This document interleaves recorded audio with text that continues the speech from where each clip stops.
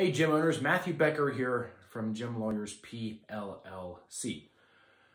This is sort of part 2 of 2 in a brief video series we're doing all arising out of the same fact pattern.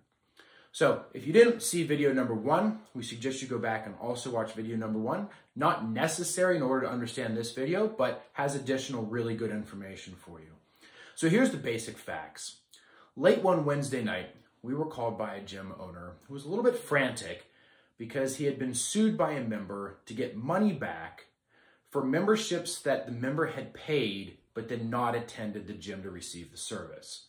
And this made the gym member mad and wanted the money back. So the gym owner called us and said, "What can you help me with? Because I got to appear in court in 2 days and I really don't want to give her back the money if I can avoid it."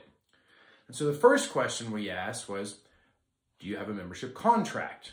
And again, look to the other video for that answer and why you need one. Our second question was, is the membership contract signed? And this is where we find a lot with gym owners these days where they're missing the step. They know to have a membership contract. For some reason, they don't get it signed.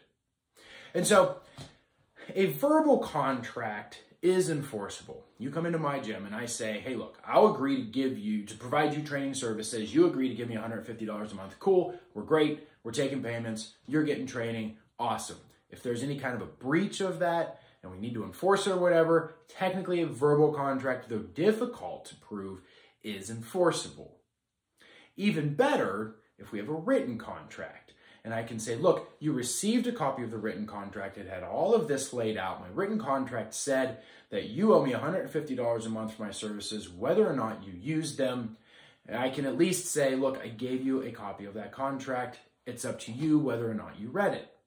A third layer of defense on that is to get that contract signed. And in this instance, the gym owner that called us late one Wednesday night didn't have the membership contract signed. So now his defense goes from really strong to not quite so strong anymore, because he can't prove that the written contract that he's bringing into court had the same exact terms as the written contract of the gym member who's now sued him. And this may seem like some complex stuff. And you might even say to yourself, nah, my gym members would never do this, but they will. And so you need to be prepared so that this kind of thing doesn't happen to you. Because not only could this gym owner have passed that membership contract back and said, look, here are all the terms that we laid out when you signed up, and it says that you'll agree to pay even if you're not using our services, but he also could have passed it back and said, and here's your signed copy showing that you signed this exact contract. And if you didn't bother reading it, that's not my problem. Case closed, gym owner wins. Guys, a lot of this preparation stuff is things that we preach all the time to not only you guys who watch these videos in our social media, but then also to gym owners. These small steps that we take now can help save a lot of time, money, and aggravation in the future.